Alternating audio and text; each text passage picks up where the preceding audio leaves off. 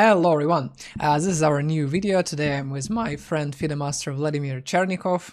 Yeah, We haven't had videos lately together, so this is like special occasion, and we're gonna talk about finished European Chess Championship that was over like yesterday. Why is this tournament so interesting? Because 20 players qualify for the World Cup, which gonna be conducted in the summer. And we're gonna talk today about two young Turkish players in particular who crushed this tournament, who qualified for the World Cup, scored 9 and 10th place correspondingly. And yeah, by the way, we also had videos about it before, about Ivanchuk from this tournament and about one mysterious opening that was published yesterday, so check it out in the description. So Vladimir, did you follow European Chess Championship or time to time, or like what's your... yeah. I mean, I saw like 5-10 games more or less, and I can say that okay, we got surprisingly two German players in top three. That's what I haven't expected, and also, I mean, except of this, I mean, other results are more or less normal. Also, Rothstein surprised me a little bit, I would say.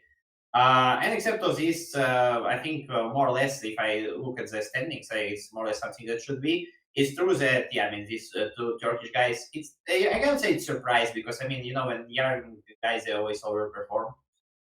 Yeah, Like, plus, they're good, in a good shape, and they were like pretty high in the starting list as well. Yeah, it's only like sensation, maybe like one guy qualified with 2500 from yeah, Azerbaijan, winning the Ivanchuk, who and also just... there is a French guy with 2500. Yeah, but he's a GM at least, so like, yeah. Yeah, I mean, yeah. And I mean, this guy, I mean, if I'm not mistaken, the one you're talking about, he was like somewhere on top. However, this guy popped up because, yeah, Ivanchuk basically went too crazy trying also to qualify. So, who we're gonna talk about today? Excuse me if I pronounce and spell it wrong, but Yagiz Kaan Erdogmus, the young player. I don't know, he's 13 or 14 years old. I actually like heard from about him in the Chess.com article when he became the youngest. Okay, he became the highest rated chess player under 13. He kind of beat the record of Judith Polgar. He was like 2569 or something, and right now he's 2600 already and showing great results. And yeah, many like people, grandmasters, coaches who kind of talked about him say only positive things, that he's like some menace, future world champion almost. And the second chess player is Gurel, Ediz, who is more famous in my opinion because I've seen him in some tournaments even when he was Yeah, like same, kind of same. young, because I was playing like Prague Chess Festival and he was playing in the futures section, so I even remember it I mean, I knew about him like 5 years ago or something. Okay, so today we're gonna present you two games, because one game of Ediz Gurel I already analyzed in the previous video, which was pretty stunning game. You really must see it. It was like really some high masterclass. But I pick one game of Yagiz against Ukrainian chess grandmaster Vitaly Bernatsky, and Vladimir will show the second game, but we'll try to talk and analyze in the progress. Both of the players scored 8 out of 11, which is impressive result. But as Vladimir said, yeah, nothing new, because young players become stronger and stronger, and like here competition and rivalry is on another level. So, d4, d5, c4, e6, knight c3 happened in the game, and right here there are many systems in this position, but basically it's like knight f6 is the main move. There are some like Slav attempts, but in this position bishop e7 was played. Can you explain, Vladimir, why such a weird move? Why not knight f6? Yeah, why not a6 first of all? I'll still push my favorite Yeah, move in this position. true, Yes, a6. definitely. But okay, the idea is that you want to avoid the combat structure. Like if you play knight f6, there will be bishop g5 being the knight, and c. Yeah, for example, take, and Yeah, bishop bishop g5. g5, and there is a pin, and there are a lot of battles right here in this position. And bishop 7 was an attempt to avoid it, because there are different plans. Nowadays people try to push b5 a5, and I've seen a lot of games in the European chess championship in particular about it. So that's an idea of bishop 7, because right now playing bishop g5 wouldn't be that fun, because we can take. However, after knight f6, knight f3 for example, we can play knight f6, and already it's not the Carlsbad structure, because right now cd ed isn't that great, because we can play bishop f5. But let's not go too deep into forest.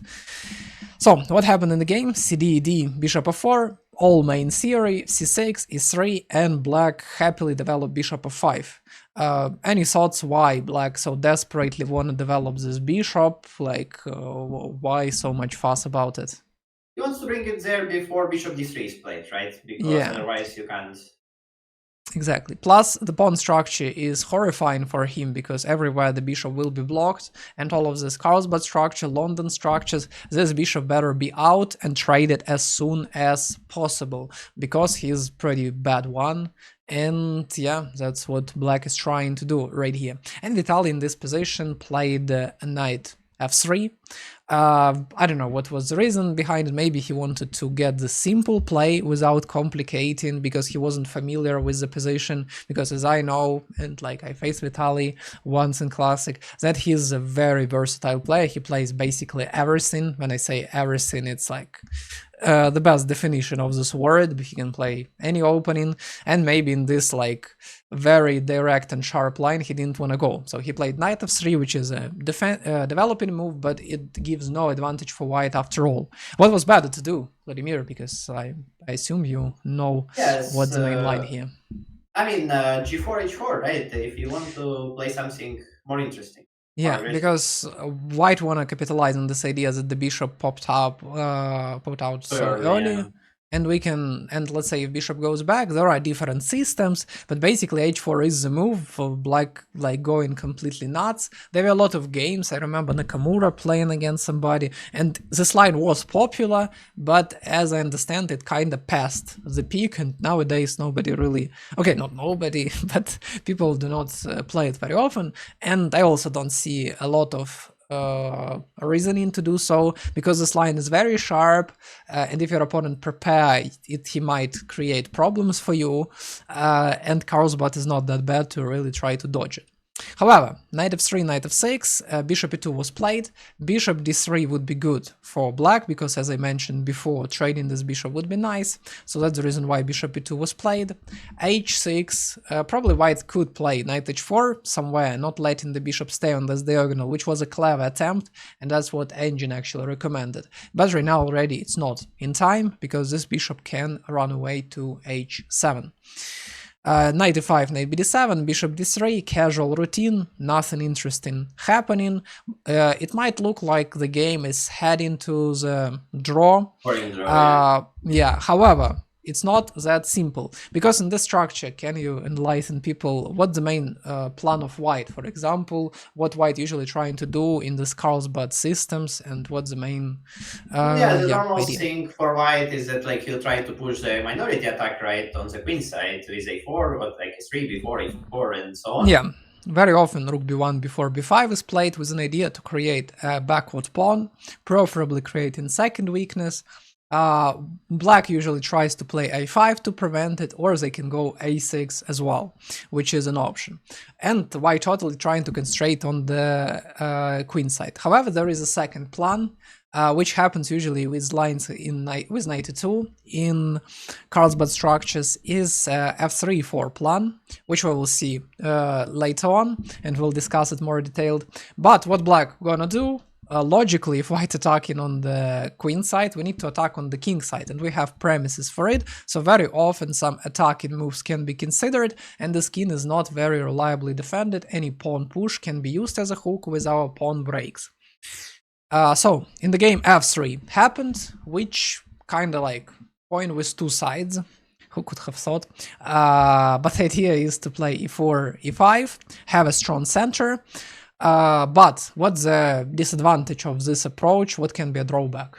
Yeah, there's clear downsides that e3 pawn becomes weakness here, and if you're not on time and or you don't have you don't find exact moment to push e4, then you can end up struggling with the weakness. Yeah, exactly. Also, I want to add, I don't know, I already gave so many lectures to my students about it because some people play the structures, and this is one of the most famous structures after all, is that if white plays e4, the best idea is to target the center. And although pawns are strong, they take a lot of space, they are also vulnerable and very often hanging, and we can attack them one by one. And that's also what's tricky, and that's what the young Turkish grandmaster here shows. He plays rook d8, inviting Bernatsky over to play e4, because then after taking, this center is pretty vulnerable. We can, let's say, go queen b4, attack it from this side. There is a cool idea of c5, because after d5, c4 is the move, and it looks insane, like in some Binoni, because this is a pretty typical move. But can you say, Vladimir, what's wrong with queen c4? Because it seems like free pawn, chess players cannot really stay away from the temptation like that. Yeah, for sure, if our viewers doing some puzzle rush, they'll see knight g4 pretty fast. You throw knight there, targeting mate on one, and if white defends it, then you have like triple attack on e3. Yeah, really beautiful fork on 3 pieces at a time. I bet all our Indian viewers found it already. Yeah, I'm pretty sure. And if you're good at tactics, yeah, it is pretty findable idea. a3 was played to have b4 idea in mind, and at the same time so that the queen couldn't jump to b4, because this move is like very underestimated in a lot of situations. Rook e6, black say, you have a weakness, I'm gonna target. And in general, like after watching this game, I had a feeling like black always like trying to hit where it hurts, like some boxer or MMA fighter. He like trying to always create pressure, not let opponents really breathe, not let find some counterplay, and this is like perfect style. And actually I recall the interview of one of the coaches of Yagiz, which was like Romanov Evgeny. He was working with this kid when he was 10 years old, and he was saying like, I had a feeling like he had pretty bad positional understanding, maybe like strategy wasn't great, endgames maybe also weren't that good, but I still, when we played Blitz, I still had really huge difficulties to outplay him somehow, because his like resourcefulness, how he fights, how he creates pressure, how he doesn't let you play is just amazing. And here we can fully see it in this game. In the game rook e1, rook e8 was played. Probably white needed at some point try to go for a4, but it's getting harder and harder because this knight g4 is here as well. So what happened in the game? Problem I'm saying that if you do all this and you never really push e4, then it means that f3 probably it's already like mistake. Maybe it's not like a big mistake according to engine, but in terms of like you created weakness on e3, it never, you can get rid of it now. Yeah, because very often, like, I mean, chess players in general doubt himself very often, unless you like 1200 who doesn't care at all, because, I don't know, I like hear a lot of people complaining, like, I'm playing against my opponent, he doesn't think at all, doesn't matter whether it's classical chess, whatever. I mean, we're playing here rapid game, we started with 10 minutes, he already with an increment has 15, and like, doesn't matter what's going on. So yeah, unless you are this guy, normally people doubt himself, and I guess Vitaly was thinking that he can promote the c4 idea, be intimidating, but then backed up, thinking that this is not enough. But actually there is a like quote that better to have a bad plan than not to have any. Yeah. And when you already go for the plan and go principal moves that, let's say, weakens your structure, or let's say there is no way back, you need to go fully unless you found something blow-minding. And like after e4 there was not something that blow-minding, or better was not to go there. So right here we kind of paradox stuck in between. And right here, black continues, h5. Remember the move, I mentioned it, but this pawn, some AlphaZero style, trying to break through, trying to create weakness. And if you correct me that, I mean, chess players did it before AlphaZero, you would be correct, but this became especially popular with all this Lele and stuff like this. And right now, white had a tiny opportunity, according to the engine, to play before, to start pawn minority attack, to try to be destructive, because when you're being pressured, you need to look for a counterplay. It's easy to say, but not easy easy to do, but in general, if you distract your opponent from the main area, you can get some advantages. And let's say after play like this, white has some hook right here, although looks not that good, but engine is a soulless machine, it knows better, I guess. So, rook e1 was played, and right now h4, threatening already to play h3, and this was the last chance actually for white to do something, because then it would be just total torture. e4 was possible right now. However, right now taking with the pawn, we remember, is not good, because this h pawn is devastating. And actually right here there is g3 move, and it seems like it's not that horrible. But what cool tactics does black have? By the way, you viewers also can pause the video and find tactics in 3 moves that wins a pawn for black. Yeah, and I think I can see 95. We use the pin first, and then whenever queen goes, like wherever it goes, let's say queen is 3, we can take really pawn on d4, and the point is that 93 is there. Yeah, and this is quite great. Yeah. So what's the point of e4 is that after capture there is a knight takes, which is ridiculous. I don't know, I wouldn't come up with it myself probably. Idea is that if takes, then knight g4 will not be possible and our center is savable. However, if we play queen e6 and back up, in this position it looks like we still have a lot of pressure. Queen in game feels like to be worse, this pawn is weak, but white has absolutely stunning move, and we talked about it with Vladimir a little bit when analyzing this position. So what was this move? Yeah, I mean, rook e5, and there is small tactics that in the end there's check on d8. Yeah, and this is like very cool tactics winning it. But lifting this, of course, is possible, but knight e4 is so counterintuitive. Plus, I mean, black didn't have to take, black could go knight h5, but it was a worthy try. But, okay, also I would say that like in this position where you have no active moves, right, basically what you can do, e4 or b4. Other moves are just leading you to struggle and suffer. So you need to, what I suggest always to my students, and what I try to do in my game, let's say 1 move before, 2 moves before, I want to go e4, I calculate, it doesn't work. Okay, I do my things, then next move, I still want to check if it works on next move. Maybe something has changed, like some little change in position, because if I'll just stay here, let's say, neither before, neither before, like what white is doing here in this position, right? So I think it's not that hard in situations that what else, right? If not, like you always need to calculate before. But on the other hand, in such situations, sometimes people say like, okay, try to outplay me. I think that, I mean, my position is solid enough, you will not pass, and this is like an approach. And if you play against some, I mean, not experienced opponent, it might work, but not when you're facing 2600 youngster, yeah. So queen f5 was played, right here knight h7, trying to have an opportunity to kick away the queen with the rook, and at the same time preparing h3 later on. Right here there was a queen trade offer, it promises us to spoil the pawn structure. How do you think will it be a good decision for black? Can you explain it to our viewers? Definitely not, because I mean obviously it will be still more pleasant endgame, but why we'll do it? Like we can remove queens, and this queen sometimes is awkwardly placed on the 4, we can kick it with our rooks, so whenever we want we can maintain queens, and if later something goes wrong, we always will have opportunity like to find good exchange. So we just pressure a little bit. So like, because we attacking, it's not worth it transferring to the endgame, it would be hard to attack the pawns, they can be grouped up. So queen d8 was a nice catch. h3, ruining the structure, because after gh, I mean, we're just gonna destroy it. Too many things are hanging at a time. g3 was played, trying to prevent that, but this pawn becomes a weakness. Right now there are 2 weaknesses that stand next to each other, and black instantly starts pressuring it. Knight g5, rook f1, rook g6, some maneuvering, a second rook comes, there will be already a threat rook f6 somewhere, and right here white played queen d3, kinda running away from here.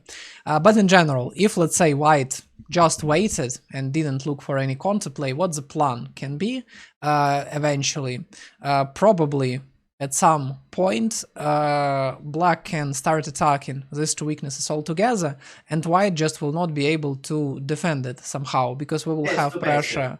And right here, forcing f4, which creates a massive hole on e4, which we can use, or otherwise the pawn would fall. And playing king f2 is just ridiculous, even though king seems like defending everything, it doesn't.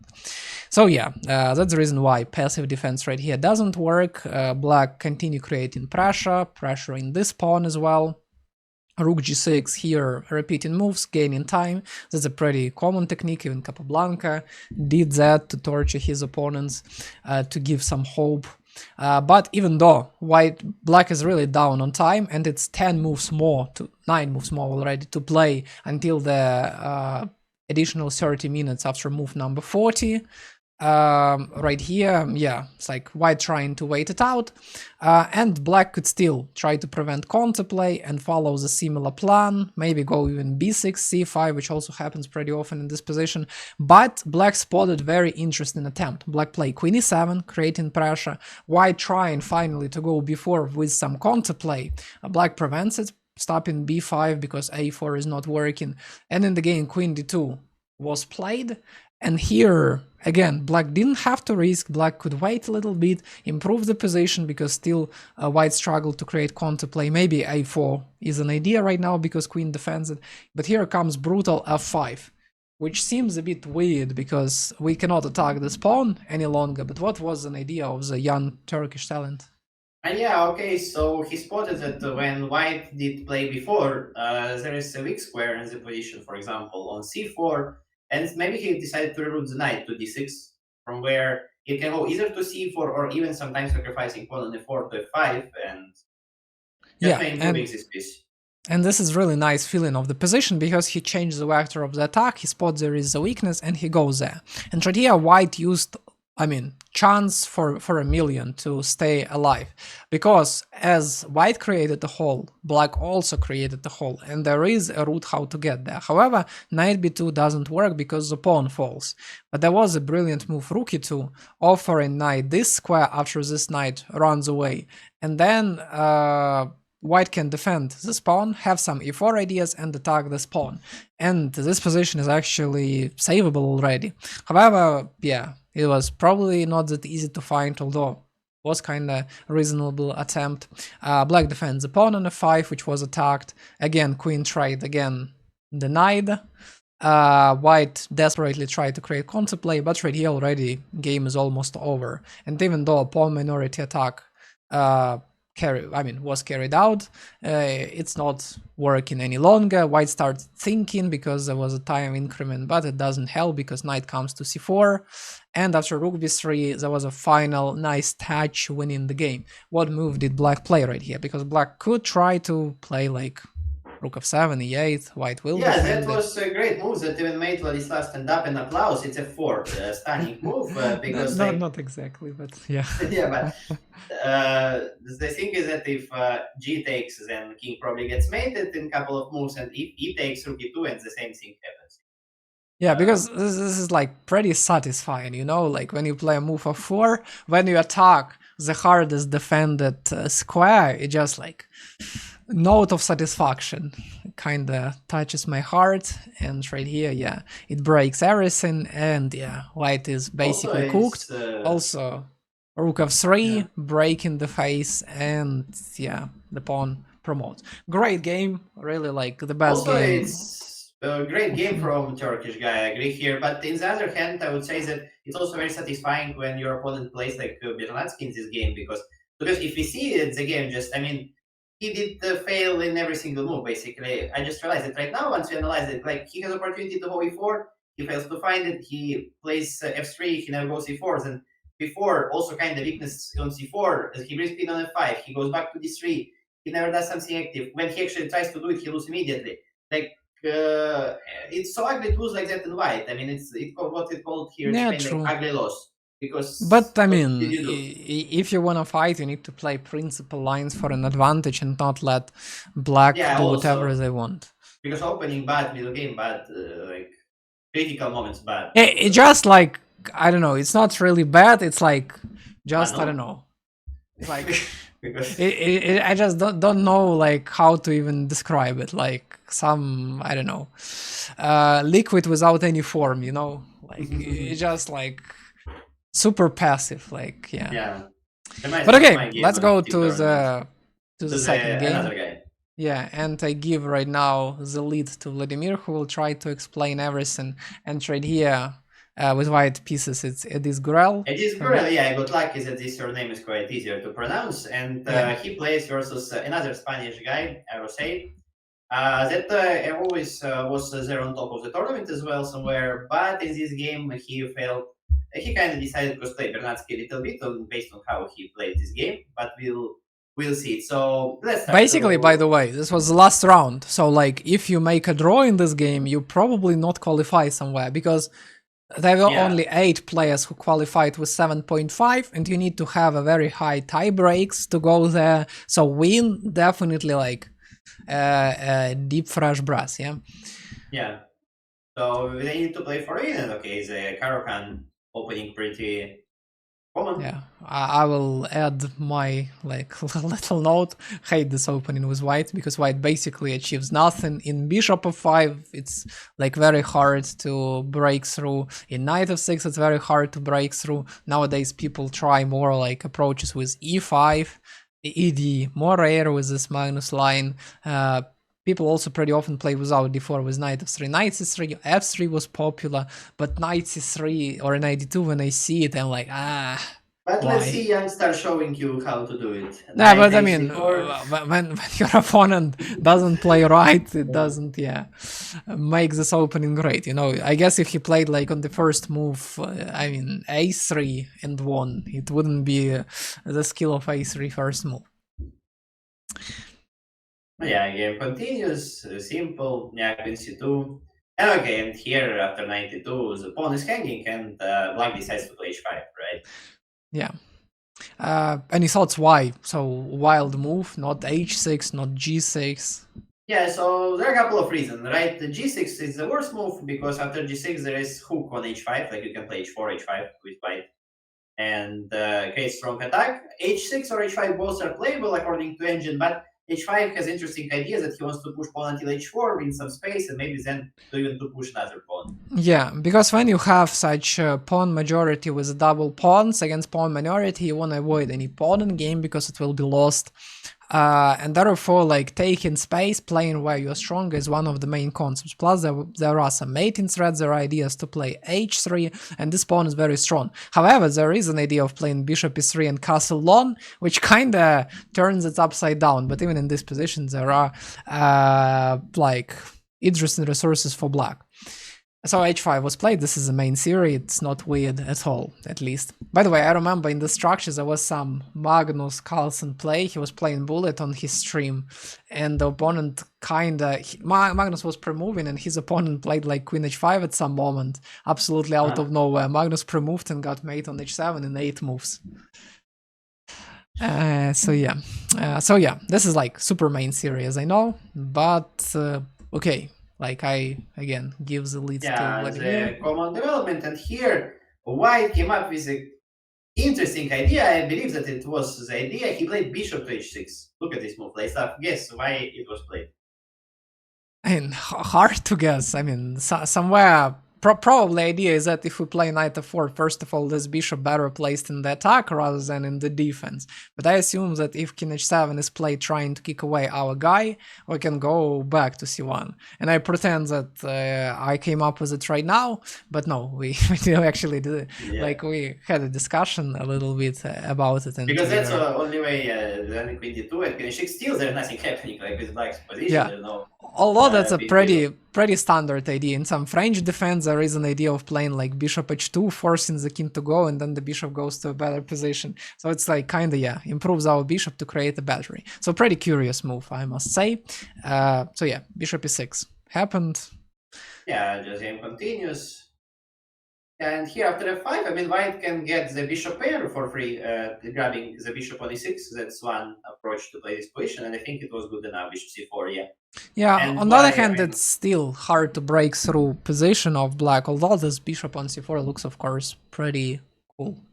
It's like, you know, like this famous Who Wants to Be a Millionaire, right? He should call a friend here, like another player that we just watched his game against Bernatsky to show how to pass there. But I mean, yeah, you have bishop pair, you have better pawn structure, so probably he could have played this. And here again, queen d2, and now black is planning to move. So, okay, probably you can't avoid knight e6 because you will not bring bishop back. So you need to continue development, right? The rook stuck on e8, probably queen needs to join the game. And the thing is, you can place it on e7. That looks weird at some point because rook is on e1, on e6 or on c7. And if we just ask what his white plan can be, because probably white doesn't want to take on e6 yet, because if not, he would do it before.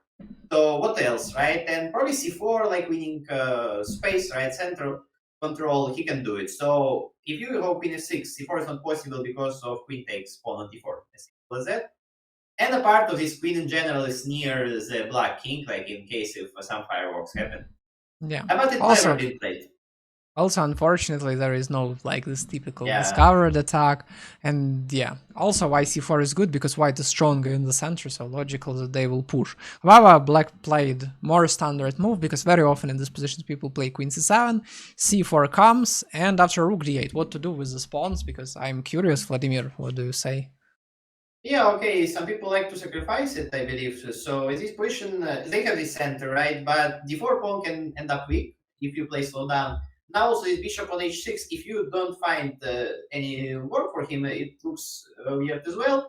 So kind of d5 move is there. It can be as a potential idea at some point to go queen c3, but here a player with white even improves this idea. He throws c5 first. In this case, a very stunning move because, okay, bishop f4 positionally just bad. According to it, it's actually better because other move is losing on the spot. But okay, when I look this position, I want to say that it's just 1-0. Yeah, And it just it is. total bullshit. Yeah, I agree. Although engine was recommending like play d5 indeed, but here human mind is stronger because we are playing against humans. Because our bishop e7 d5 is like E7 better, ridiculous. yeah. Very similar to a 4 move by our previous Also, contestant. it's not that hard, right? I mean, because it's obvious that okay, Yeah, first of all, yeah, if true. pawn takes, I'm thinking even there is bishop b5 can be included. Very strong Yeah. move. But it looks very satisfying, I must say. Yeah, So, obviously, yes, more than a pawn because for yeah, sure. if like CD here, then we like attack the rook, and if let's say goes back, we already have this angle, this 95, angles. like whatever. Yeah. So bishop d5 was played, and basically right here, I guess, yeah, not much Game to is say. over almost, yeah. Bishop f8, great moves, though, trying to get the root of the defense, like taking away the heart, this pawn on g6, and basically it's like beating opponent with your legs. So kind of how to win the game in two moves, right? Because I mean, white played very well, but okay, it was acceptable at first, and then in two moves, all position blown. Right? Yeah, but to my personal taste, if you really wanna see the power of Ediz, go check our previous video that already in the description, where he destroyed Ukrainian talent Igor Semenenko. Yeah, I mean, I can just show it because we showed it to you in the previous video, so that's why. This was like absolutely amazing and preparation and play. But this game is also pretty fine, and that's how he qualified for the final. By the way, I wanted also for the previous game between Yagiz and Vitaly, I wanted to add the game between Van Forest and Yagiz played with white pieces. But basically, after move number 3, he already got winning position because Van Forest played Philidor defense, which I kind of opening is absolutely losing opening. You just like bury it right here, right now after you played it. So it was just like chess speaks for itself. The pieces move along and they just win there. But yeah, okay, that's just I couldn't avoid mocking this opening. But yeah, this is just a banter. Sorry, Vladimir. We just need to play some better openings. I will keep on reminding I mean, I bet it's Van Forest should play better to not end up losing like he did. So yeah. It's like it's a weird because he didn't play it once. He played it several times, and I don't know what's like why normal openings are over when you 20 is almost 700 GM. But okay, how do you think, guys? How these guys will perform in the World Cup that is upcoming this summer? What future expects for them? Can one of them really become a world champion? Can they? I mean, basically, put aside one of them will become either world champion or Misha, right? I mean, I feel like. I mean, in terms of that, Misha didn't achieve anything at all. I don't know. I just feel like, yeah, I don't know. I watched both, and to my taste, yeah, this guy has bigger potential. But what do I know? Like, so don't ask me. Don't blame me that I'm here showing off. But it's like to my taste, it's like everybody has different understanding. So yeah. So please, if you like the video, like it, subscribe it, write down the comment if you like with your thoughts, whether you agree or not. And this is it. Do you have, Vladimir, something to say? No, nothing else. Ciao. Then goodbye. Have a great day.